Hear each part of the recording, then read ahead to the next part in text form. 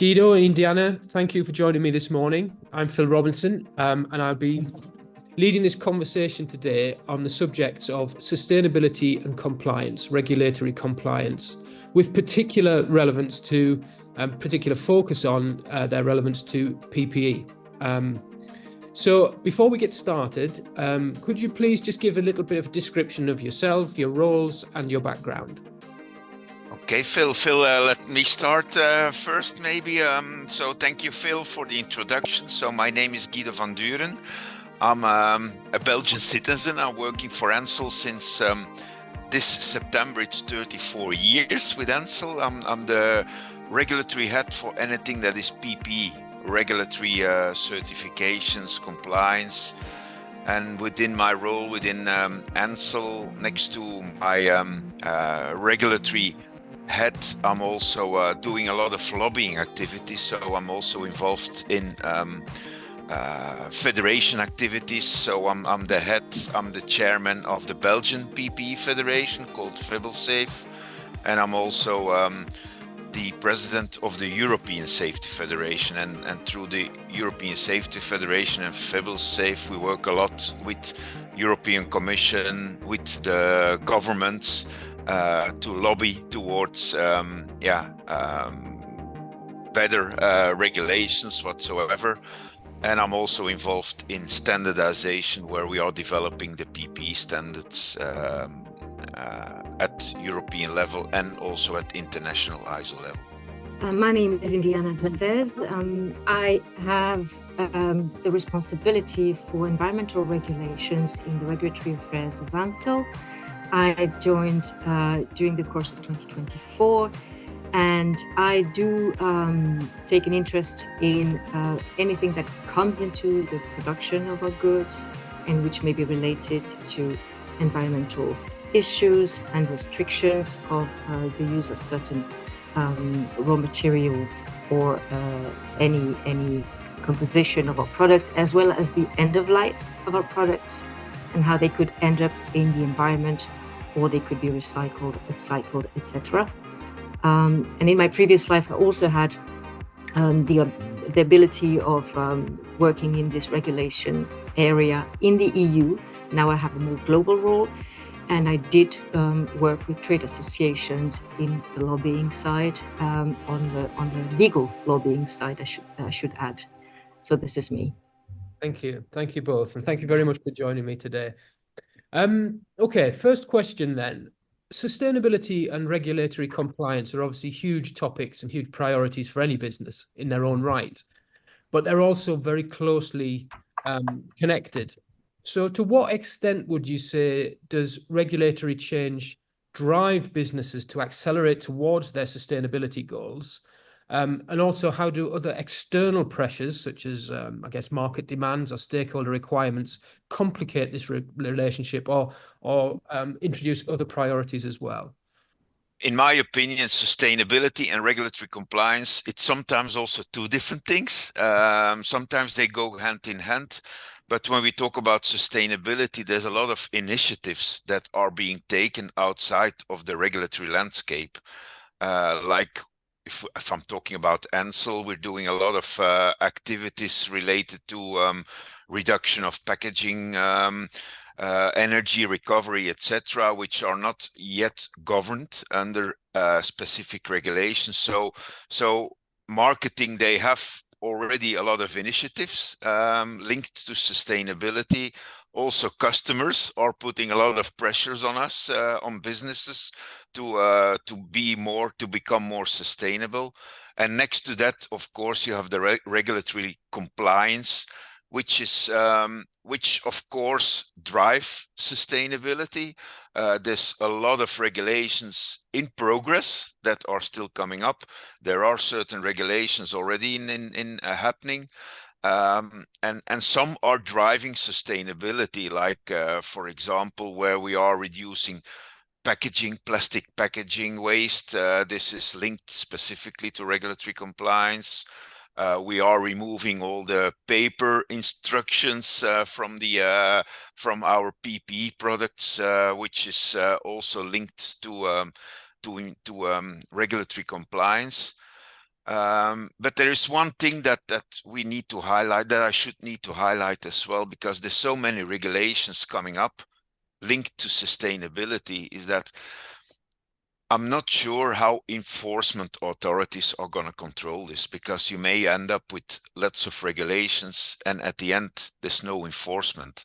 And I think also customs, market surveillance, they need to organize themselves, because having a lot of regulations without enforcement, it's not going to help anything. That's why I think it's also important that businesses, customers, they are putting the pressure on regulators, but that they take also their own initiatives to help becoming more sustainable. If I may complement Guido's answer, and I totally subscribe to that, is that indeed we are faced with two drivers with regard to sustainability. One, which is more governmental and legislative, and which contains a few regulations which are in the pipeline or already adopted. And for this, we are particularly looking at what's happening in the EU, which is one of the main global drivers of what's happening in sustainability, but not the only one. And also the market demand. And the convergence between the market demand for more sustainability in our products and our processes and with regulators is the common driver is probably a better knowledge of what comes into our products, or product composition, and whatever we may retrieve and collect as information on our products. And this data collection is also a very good incentive to go towards the new sustainability initiatives, which Guido briefly touched upon, which require that we inform the customers and the consumers about whatever we place on the market.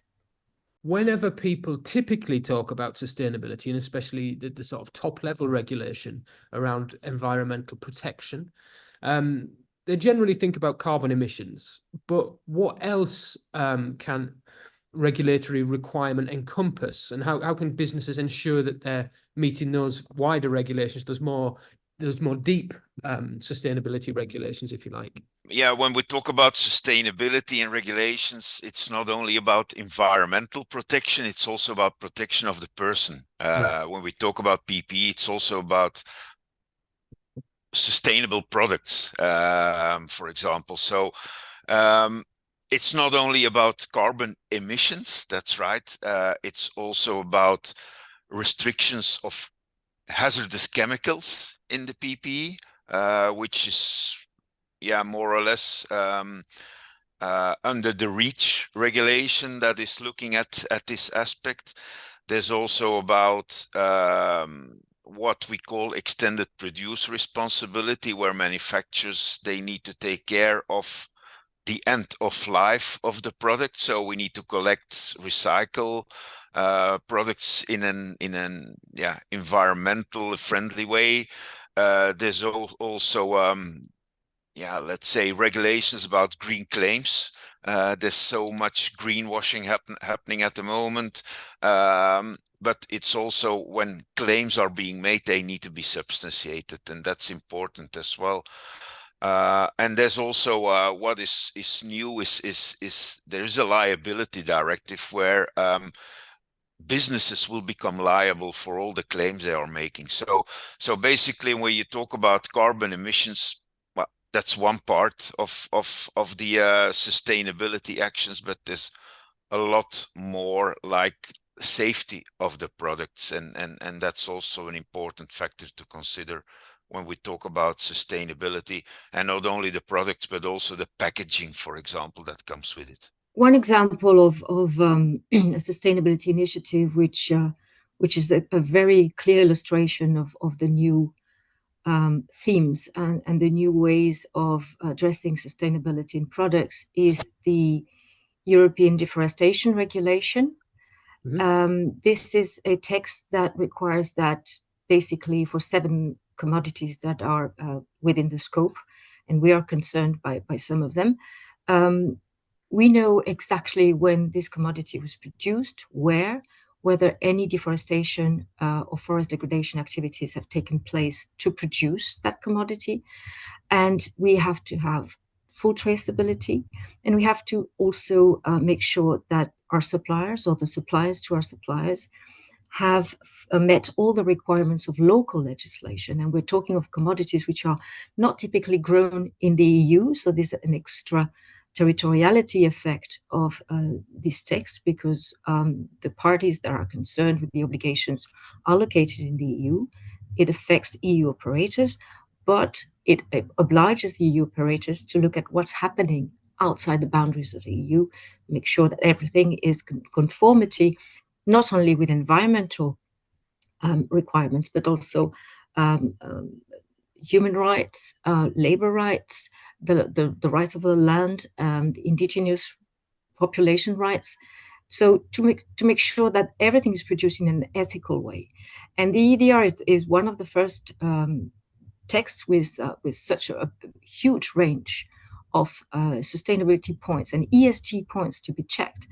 But it will be soon followed by other texts in the EU which require operators to look at a number of ESG points. And I'm thinking of CSDDD and CSRD, which are directives which kick in very, very soon and require that we do the same, not only for those commodities, but for a number of the raw materials that we source. So this is also, it goes into the same direction as I was saying earlier, so sorry for hammering this message, but it goes into the same sort of theme, which is know your products, know what's in them, because it will link into the end of life of the product, it will link into emissions, the life cycle analysis and assessment of your product is also part of this knowledge.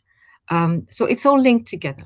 If I can just go back to one of them that you mentioned, Guido, the idea of greenwashing regulation, particularly strict in places in countries such as France right now. So how can businesses, so first of all, what is the implication of that? And secondly, how can businesses, particularly multinational businesses, work to harmonize their messaging and avoid falling foul of that regulation? Harmonization is an important thing, Phil, because when we talk about sustainability and regulations, a lot currently is handled at member state level. So each country is coming up with something sometimes different. France tends to take the lead indeed when we talk about greenwashing. So they have already prohibited the use of certain wordings, like biodegradable is not permitted in France, like the words environmentally friendly is is prohibited in France. Again, these are very interesting initiatives that France are taking, but again, it needs to be enforced, it needs to be controlled. Right now, when we talk about green claims or greenwashing in Europe, in the EU, in a survey from the Commission, they have found that there are currently already 230 claims, green claims being made. From all of those, 53% are misleading information or quite vague. 40% of those claims, they have no substantiation behind, so no supporting evidence. So it's important indeed that countries like France are doing something about combating those green claims, and basically also the European Commission is looking into a European regulation on green claims where they will require substantiated evidence when green claims are being made, where they will impose penalties if there are unsubstantiated claims being made, and they will also prohibit making environmental claims if, for example, hazardous substances are used in PPE products. So it's important that France is, for example, leading this, but I would say we also need harmonization, and not that every country is doing something on their own, because like France also implemented the Triman logo on the products or on packaging, which requires people or consumers to collect and to collect and recycle waste in a proper way. But on the other hand, other countries, they forbid the use of Trimon logos. It makes it all complicated. So that's why I think, okay, it's okay for certain countries like France to take the lead, but I would say other countries need to follow in a harmonized way. And I hope that when the Commission is coming up with a uniform regulation on greenwashing, that would typically help as well. For a company that is attempting to meet its sustainability regulatory requirements, are there any eco labels or trusted accreditations that aren't necessarily essential, but customers might want to look out for, such as the ones that Guido has just mentioned there? That's exactly the crux of the issue. There is not a single certification or label that we should be looking at that would be applicable across industries or across the world, or even across EU member states at the moment. There are some indicators like eco-label and these kind of things, but it's partial information, and I'm not sure the consumer really understands what this is about.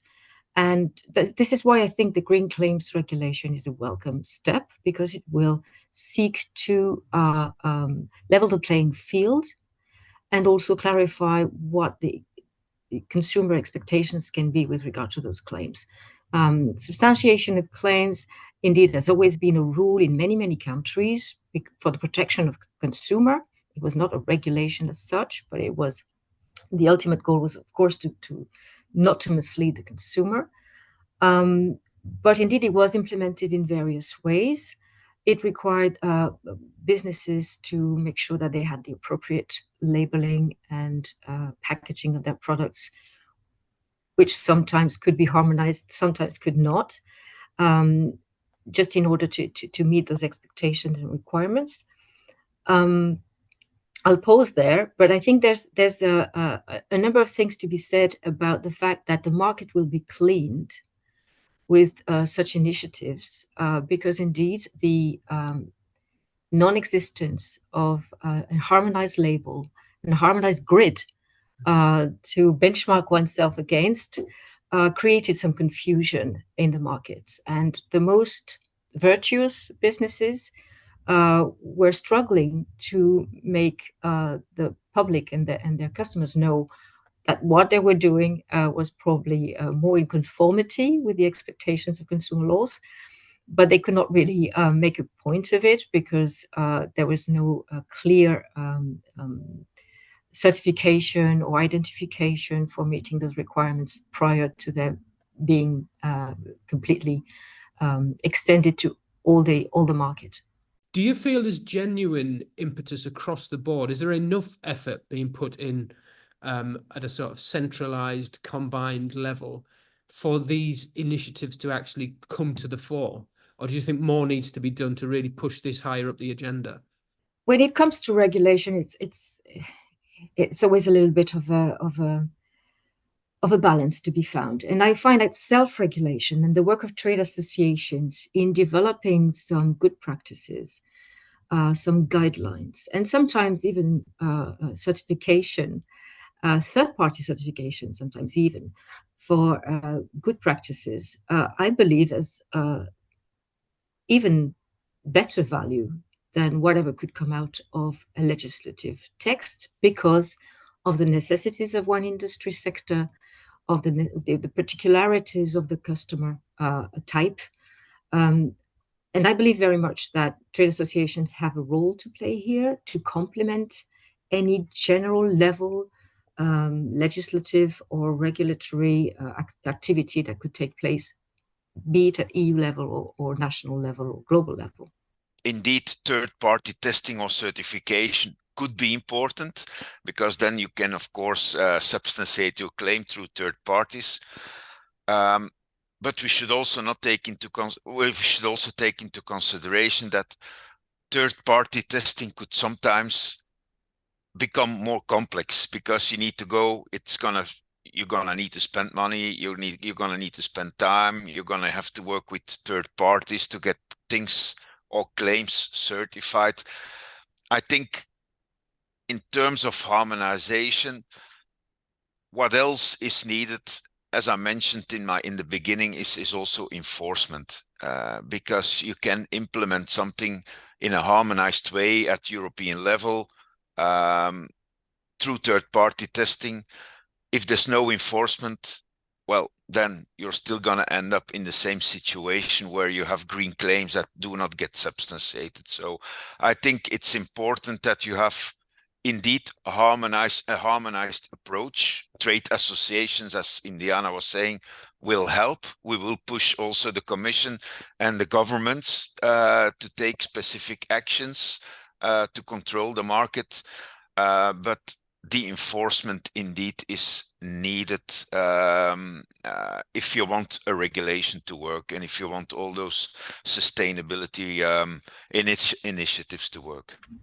If I can just add to this, I think it's a real market differentiation, because when everybody's on the same rules and on a level playing field and has to substantiate their claims, that should clean the market a little bit from, all the rogue players that claim about anything and everything. So that's also beneficial for business and for consumers. You have regulation that tells people what they need to do. You have enforcement that makes sure they do what they're supposed to. But the final part of the equation, I guess, is motivating businesses to want to do this, because there are benefits outside of ticking regulatory boxes, I suppose. So what other benefits could businesses consider? I'm thinking here about customer loyalty or brand reputation and that type of thing. Well, we are in the safety business. So our incentive is always to look out for what can preserve the safety of our products or improve the safety of products, or the safety that it brings to the users. So definitely what is a driver for us is the sector in which we positioned ourselves. And of course, it's regulated. PP are regulated almost around the world, and Guido knows that better than I do. But it's certainly a market positioning that obliges us to follow the trend, to anticipate the trends, to make sure that it doesn't, if any regulatory change happens, it does not disrupt the business, but it is more, what would be the word? We would rather be ahead of any of those changes, keep ourselves completely abreast of what's happening around the world, because we believe that it's most of the time an improvement on our products and the safety that we can bring. We're always taking the lead, and the smaller organizations, they will follow. But the reason why we take the lead in all those initiatives is, of course, it's the brand reputation indeed. It's also a trust towards customers, because customers, they all have their own objectives. So they ask also companies like Ansel to follow up specific sustainability actions. But indeed, it's as a world leader, you need to take the lead for your brand reputation, and it definitely helps. Well, at least that's my experience, that by taking the lead, that it's useful for your company.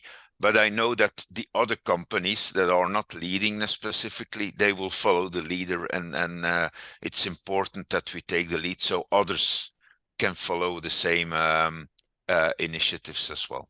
Something I think businesses tend to struggle with is maintaining compliance once it has been achieved. So it sort of falls off the agenda once they've got there. So how important is ongoing monitoring and continuous improvement?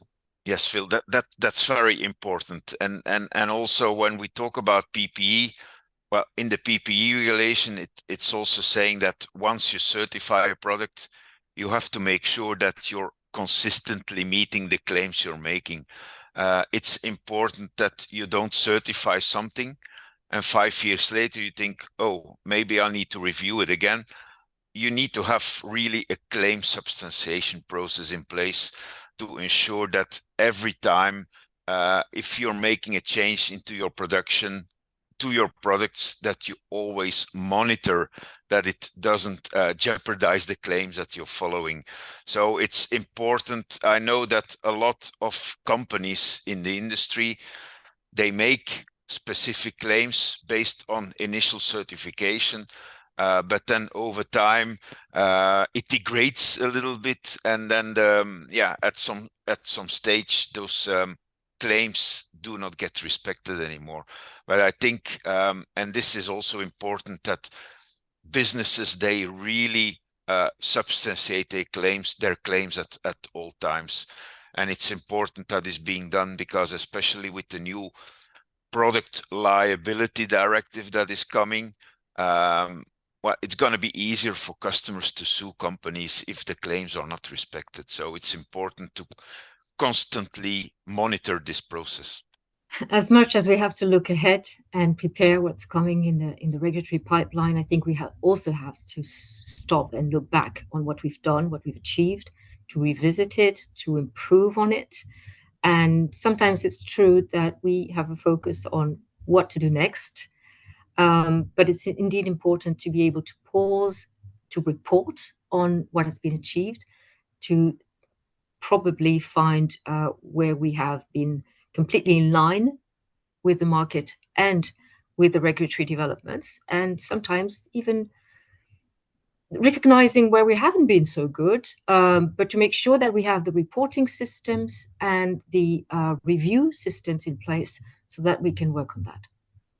We could use Ansel here as an example. Are there any particular strategies or frameworks or tools that businesses should consider when monitoring and managing ongoing compliance or working towards sustainability goals? There's of course a lot of strategies that are being taken, and it's not only the regulatory team like Indiana, myself, that are following up. We have also a full sustainability team within Ansel that is really looking at specific initiatives requested through customers to ensure that they get implemented in production. So but next to this, where we are looking at implementation in production, next to that, the strategy that regulatory is taking is indeed, and we highlighted it, is the work through the federations, where we are, or the lobbying activities that we are taking, where we work with the European Commission, where we work with the governments on pushing for better and more harmonized regulations. So I think it goes hand in hand, where you have marketing team looking at specific initiatives, but also regulatory looking at initiatives, but also our production facilities that will come up with their specific initiatives, like energy consumptions or reduction of energies. But so I think the strategy is that everybody needs to get involved, and everybody needs to take specific initiatives linked to sustainability. I agree that it's sustainability is a conversation had within the business at many levels, but also among many different involved departments. As Guido mentioned, for us it goes from regulatory to R&D to marketing. So this involves a number of people, but it also relies on the commitment of management towards those issues.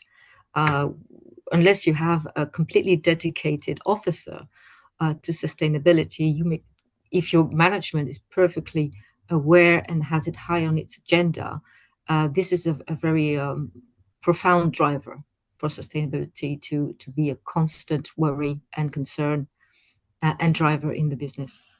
Indiana, I would like to just return to one of the points that you raised earlier, and that's the EU deforestation regulation.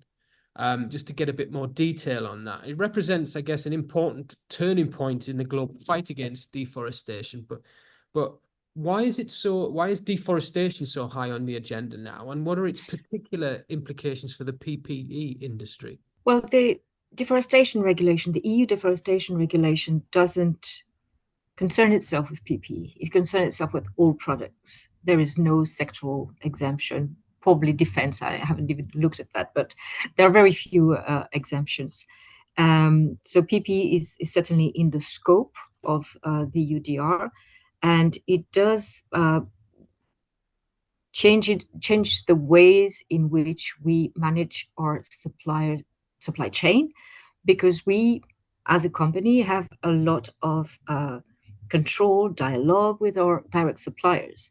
What happens beyond our direct suppliers with their own suppliers is something that we manage, on the spot basis. The UDR forces us and all businesses to put our nose into what's happening beyond our direct suppliers relationships, contractual relationships, and quality assurance, and to see whether they have traceability systems in place, which is a challenge when you look at those commodities which are for large part produced by very small farm holdings in countries where people are not necessarily in corporation or in federations or in trade associations. They can be working on their own. This might be very small family businesses.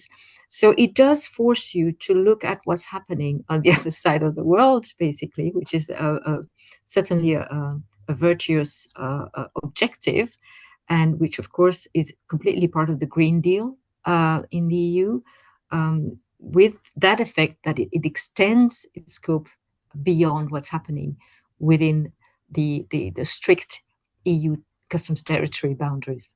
I would also say the EUDR, Phil, okay, it's an important turning point, as you mentioned, to some extent, I would say, because it's not all PPE is for example, affected. It's specifically, for example, natural rubber. On the other hand, natural rubber is also a renewable source. So basically, you don't really kill trees, for example, to get natural rubber. There's certain aspects, in my opinion, that are also not within the scope of the EUDR, like you have paper instructions for use that still be required at this moment, where you're also killing trees, but they are not specifically considered if they come with the products. I think also the EUDR, it's an important regulation, and why there is probably so much attention to this EUDR is because this is a regulation that will come into force end of this year, and there will be high penalties involved. So that's why it's high on the agenda. But I think it's one part of the sustainability aspects, in my opinion. And in my opinion, there's also a lot that could be, I think there's still a lot that could be improved to the EUDR, because also with EUDR, it's heavily linked to customs code. Whatever is falling within the customs code is affected. If it's outside of the customs code, we also have natural rubber that are not within the customs code of the EUDR, then they are not affected. So there's also a few, in my opinion, hiccups to the EUDR. It's a good start, but as with any thing that is new, improvements are always possible, of course. We've covered a lot of ground here, a lot of different regulation, a lot of different concepts. With all of this, everything that you've discussed in mind, do you have any predictions or expectations for the regulatory landscape in terms of sustainability and compliance moving forward? Yes, Phil, there's a lot more coming up. There's a lot discussions happening also at Commission, at EU Parliament, with the different member states. There's still a lot of regulations that will be coming up. For example, there is the Commission is working on a waste regulation, or waste directive, improving the waste directive, where they are looking at let's say the EPR, extended producer responsibility, with regard to waste, where also textiles, for example, so a lot of PPE contain textiles. Also, textile will have to be will become part of the EPR, meaning that also textiles needs to be collected and recycled, and shall not be disposed without going through a second life. There's, as we mentioned, the greenwashing or the green claims regulation that is coming up. So there are basically a lot of additional regulations that are coming up. There's eco-design, an eco-design regulation basically coming up, where PPE will have to go through what we call a digital product passport. And a digital product passport, it will be linked to recyclability, reusability, repairability of PPE, the use of substances of very high concern, etc. So there are certain initiatives, there are certain regulations already coming up, but there's a lot more to come. So I think in the next 10 years, there's a lot more to come, especially also with regard to the use of substances of concern. For example, the PFAS, and Indiana will probably be able to comment on that one. But PFAS, it's also high on the agenda. Currently, there are a lot of states or a lot of countries that are starting to forbid specific PFAS in PPE or in other products. There will be derogations happening on specific PPE products. So we're working also with the European Safety Federation together with the European Chemical Agency on getting specific derogations, because there's a lot of confusion with PFAS. Some PPE cannot be just replaced through the non-use of PFAS. PFAS is sometimes needed, even if it's detrimental for environment. You still need to protect. PPE still need to protect, and if you're avoiding the use of specific PFAS elements, then you don't protect the people. So you also have to look, I think also for the Commission, it's also, and for the for REACH, for example, it's also looking at the combination of sustainability, but still protection of people that is required. So still a lot of compliance actions to come, especially when it comes to regulations anyway. Yeah, Guido has given a very good overview of what we know is in the pipeline and will hit us soon. My personal forecast for in this area is that it will not stop. We will not stop the end of regulations as long as we cannot guarantee that everything that comes into our products is totally controlled. So the knowledge of what's coming into our products from any component supplier is known to us. And as long as we don't know what happens to the end of our product, what is its fate after use or consumption, and if we're not responsible for this entirely, and if we do not control our processes and the emissions and any release in the environment caused by business processes, manufacturing, transport, etc., as long as all these different factors are not completely controlled by a business, and if it's not forced to doing it by market, it will be forced to doing it by regulation, we will not see the end of sustainability regulations. And I guess that's a good thing. A change of landscape, what is going to happen is something where we as Ansel has taken the lead, is with regard to instructions for use that comes with the personal protective equipment. Today, all the PPE, they have a paper instructions for use. Sometimes it's a little bit of a booklet. We have calculated through the European Safety Federation that there is currently 45,000 tons of paper that comes with the PPE. At the end, less than 10% of the people are reading it. So we're killing a lot of trees with regard to those paper instructions. And we have taken the initiative through Ansel's lead within the European Safety Federation, and we've worked a lot with the European Commission on that, is to remove paper instructions and to replace it by digital means. I think this is also definitely something that we're going to see more and more, is that